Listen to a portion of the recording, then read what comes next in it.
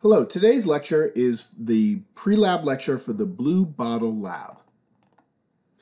And so in this lab report, we are laboratory, we are introducing the science writing heuristic approach to laboratory design at St. Vincent. So most of our labs here at St. Vincent do not follow the traditional cookbook design for a laboratory, where we give you a series of instructions and you follow those instructions and then just write down what you observe.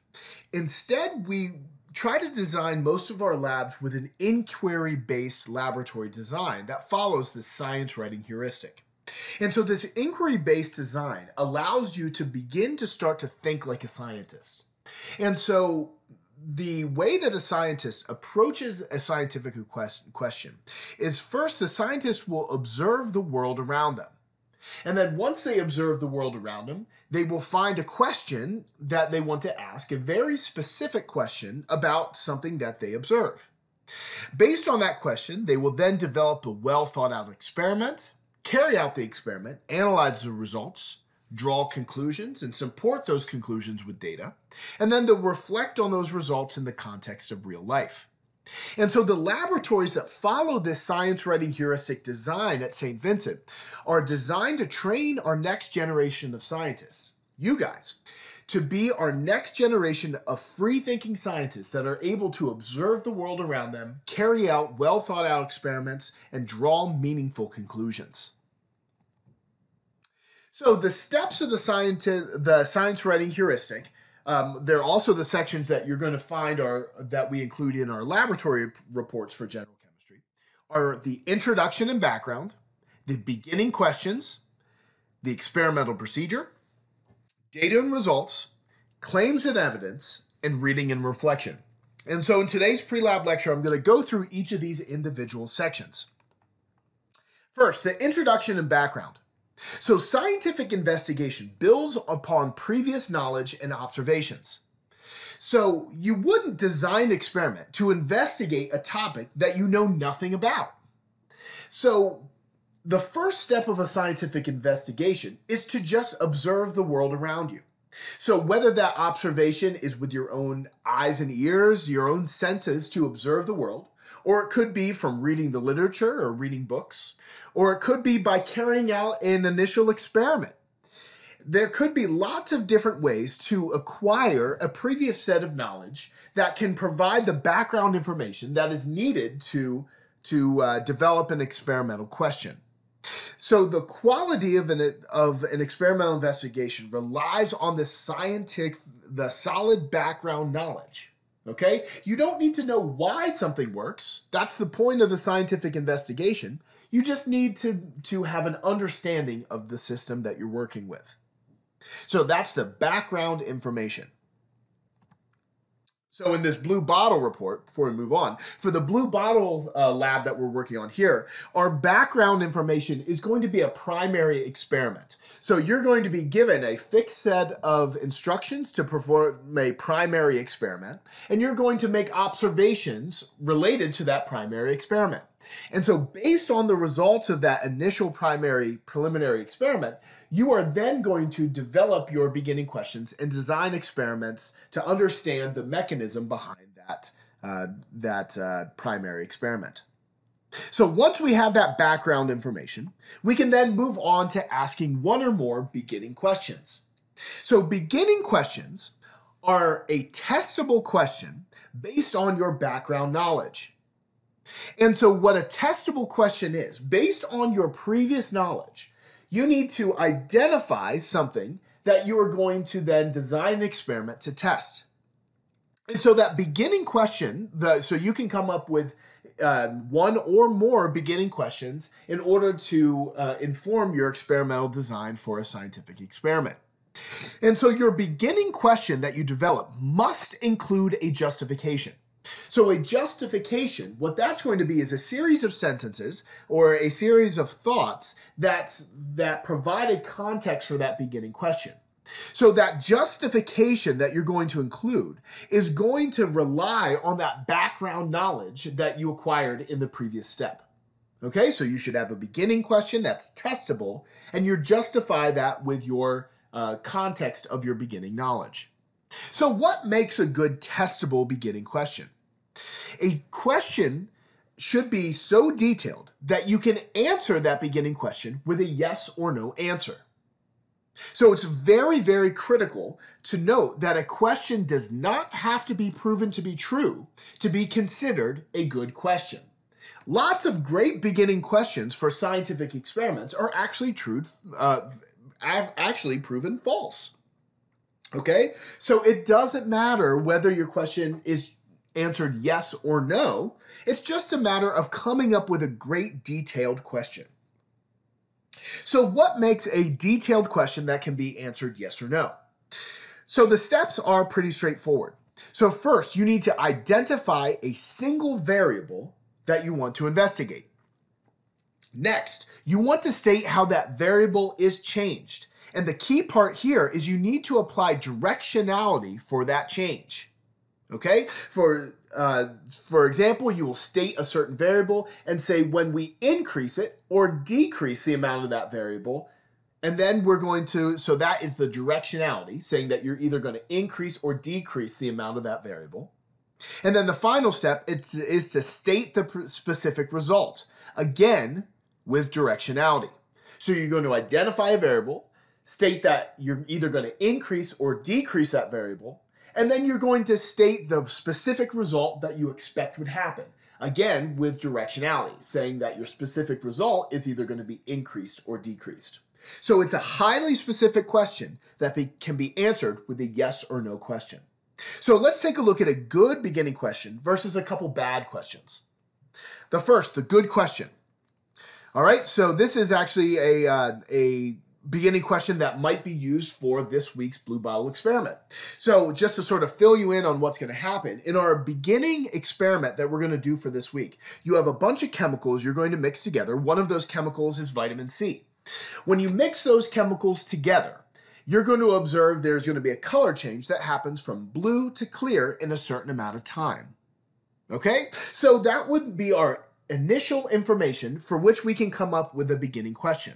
So a good example of a beginning question could be, does increasing the mass of vitamin C in the reaction mixture increase the amount of time that it takes for a solution to turn from blue to clear? All right, so let's identify each of these key components in our good question. First off, can we answer this question with a yes or no answer? So does increasing the mass of vitamin C in a reaction mixture increase the amount of time it takes for the solution to turn from blue or clear? So we can picture coming up with an experimental design where we can test this out, look at the data, and answer yes or no. So the first step is indeed true. Yes, we can answer this with a yes or no question. Second step, do we identify a single variable? So does increasing the mass of vitamin C in the reaction? So yes, we have identified one single variable. Yes, we are at we have that first step satisfied. State how that variable is changed, including directionality. Does increasing the mass of vitamin C in the reaction? So yes, we include directionality. Finally, state the specific result with directionality. Does increasing the mass of vitamin C in the reaction mixture increase the amount of time it takes for the solution to turn from blue to clear? So the specific result is the time it takes for the solution to go from blue to clear. And did we give directionality? Yes, we have increasing the amount of time it takes from going from blue to clear. So we have satisfied all four of the components that makes a good beginning question. Yes or no answer, identified a single variable, identified how that variable is changed with directionality, and stated a specific result, again with directionality. So now let's take a look at a couple examples of some bad beginning questions. An example of a bad beginning question. How does vitamin C affect the reaction? So, would we be able to answer this question with a yes or no after collecting some data? No, you can't answer that question yes or no. So our first, right off the bat, we're not satisfied. Yes, we do identify a variable, but we don't talk about directionality for that variable. We don't talk about how state how the variable is changed. We don't state a specific result. Affecting a reaction is not a specific result. And we don't include directionality. So really, we only fit one of our criterion for this bad question. So this is clearly a bad question on many, many different levels.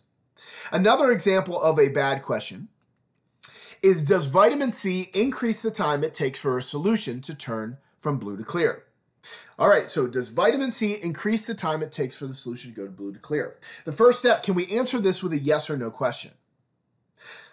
So some of you might think this answer could be yes, but really the answer is no. We can't answer this with a yes or no question, and I'll show you that here in a minute because we don't satisfy the other three criterion.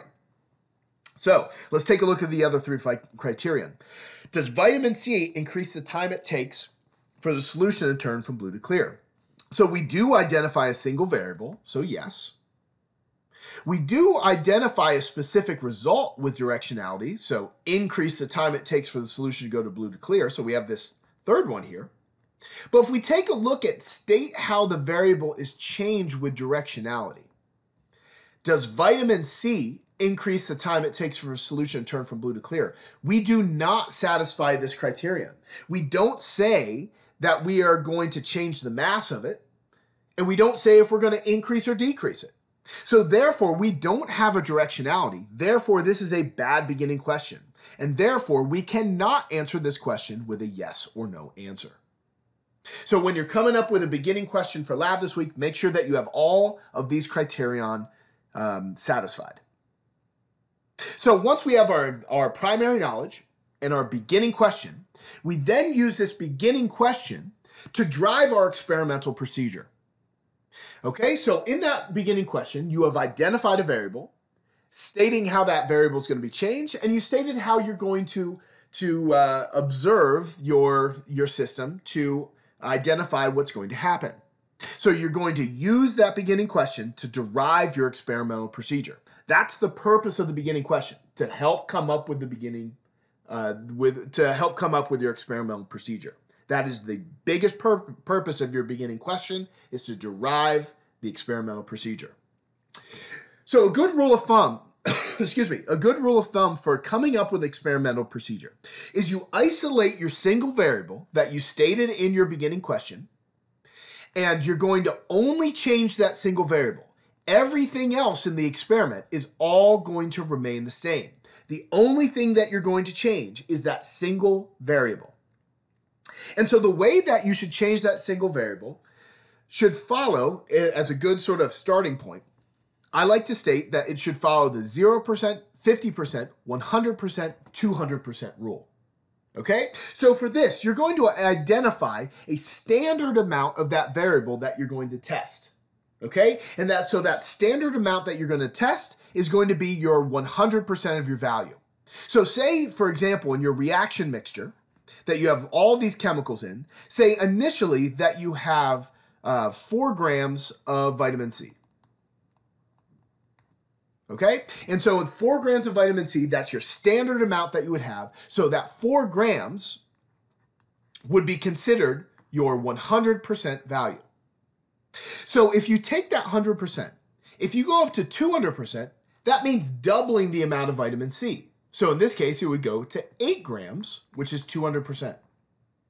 50% means you cut that amount in half. So here you would go down to 2 grams, that'd be 50%. And then 0% is where you remove that variable entirely. So you go down to 0 grams, which is 0%. So here you're going to be able to observe what is the effect of that individual chemical by totally removing it. And then you will see under 3 different conditions, how does increasing that amount of that variable affect your solution? So whether your beginning question asks how increasing the variable or decreasing the amount of variable, whichever directionality that you applied, you'll be able to test both of those questions using this 0%, 50%, 100%, 200% design. And so you also want to collect replicates at each of these conditions. So you want to collect each of these guys 3 times, at least, to assess accuracy and precision, as we did during our previous labs. And so once you are going to design this experiment, you'll carry out the experiment 3 times, and you're going to observe all results, both qualitative results and quantitative results. So qualitative results, these are results that do not include numbers. So qualitative results talk about how deepness a color would be, or a smell that you see, or any sort of thing that you don't put a number on. Quantitative results, those are quantities. So items that, or observations that have numbers associated with them. So the time it takes to go from blue to clear, that would be a quantitative result. I'm going to introduce to you in lab a blueness scale going from 0 to 1, talking about a clear solution at 0 and the darkest blue you can imagine as 1. So identifying the blueness scale, that would be a quantitative measure.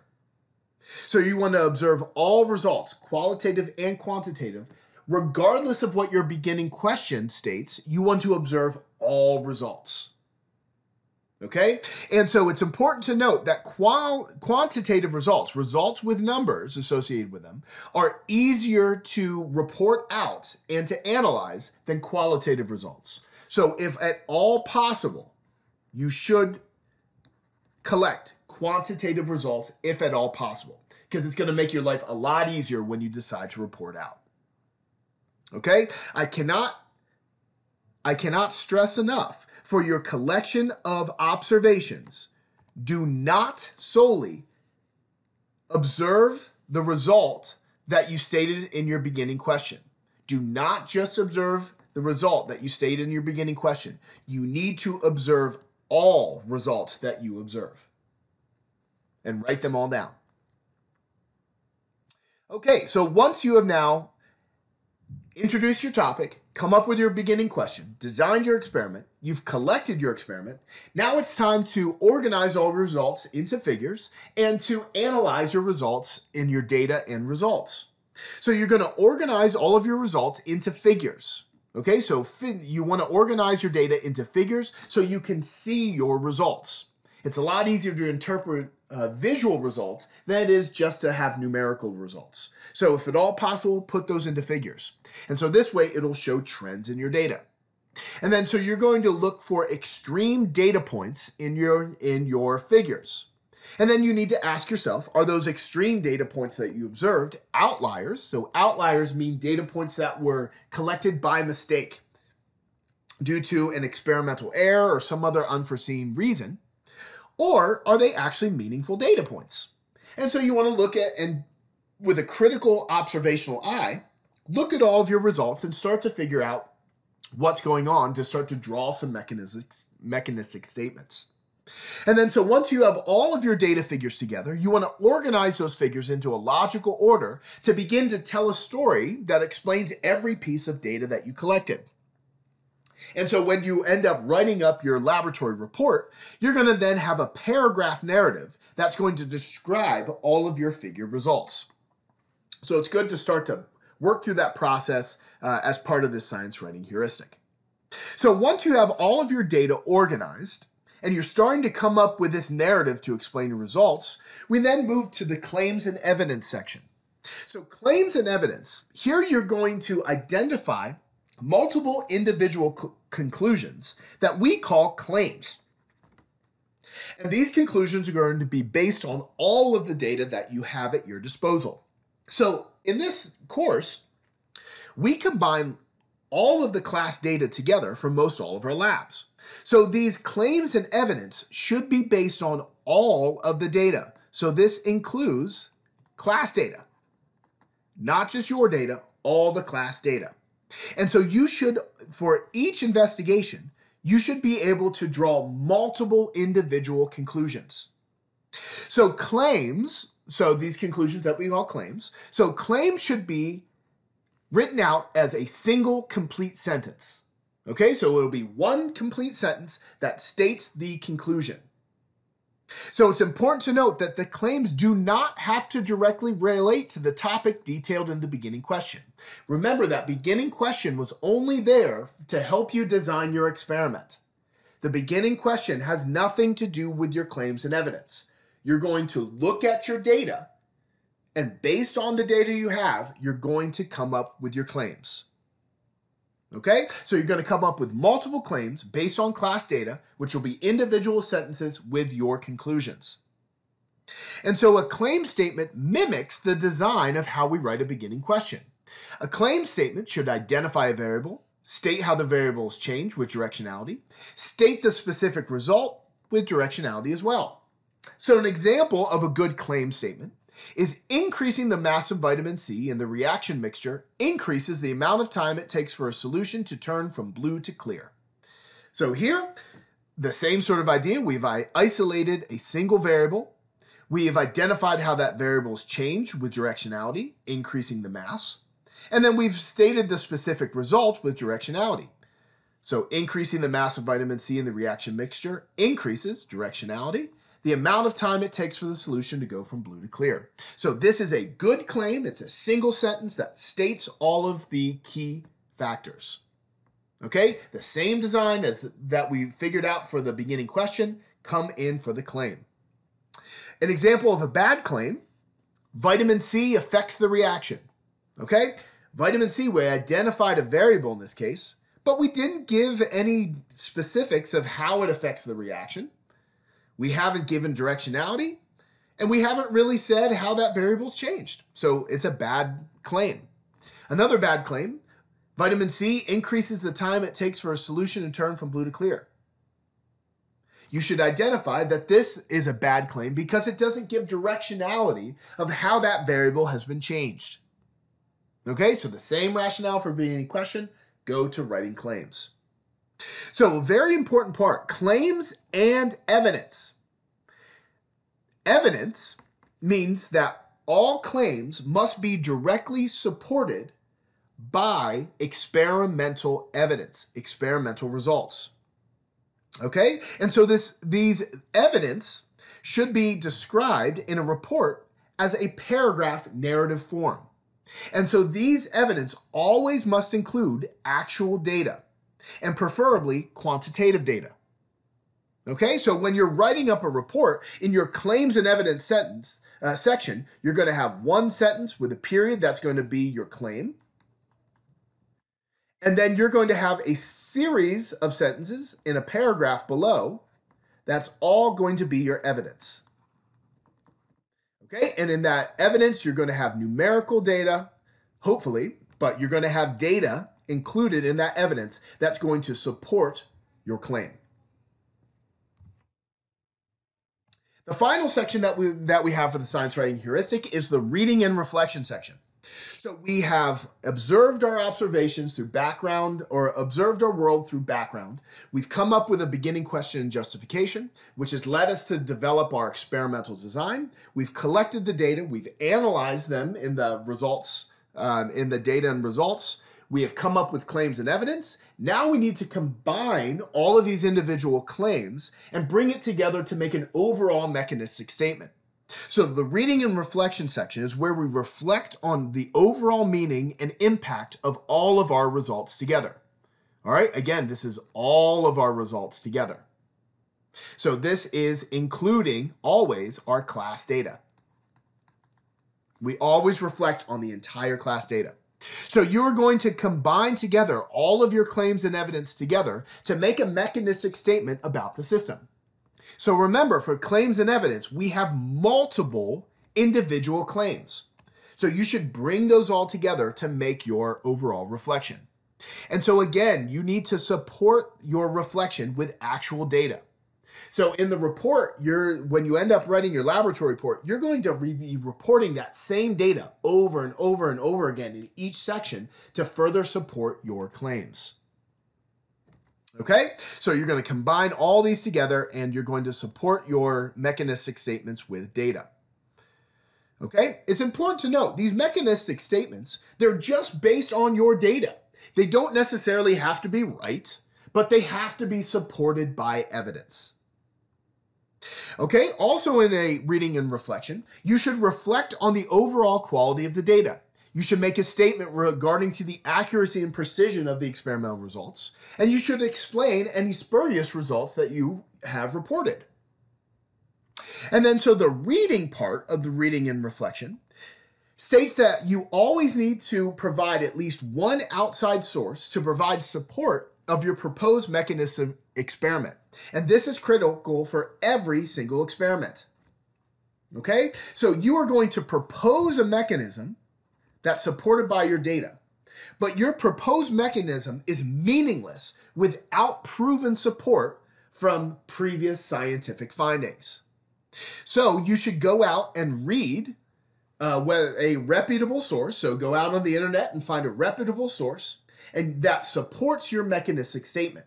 And then you need to cite your source in your report or your worksheet or wherever you're going to be submitting your information. And so for absolutely every experiment that you do, you need to go online and find support for your statements. So that online source can either support your statement or it could actually refute your statement. But it shows that you've gone that extra step to go to the literature. So what really separates a free-thinking scientist from a technician is the ability to critically think about their work, to go to the literature, to take that extra step to be able to support their claims with actual proven evidence. All right, so that's it for our pre-lab for this lab, and we will see you in lab. Thank you.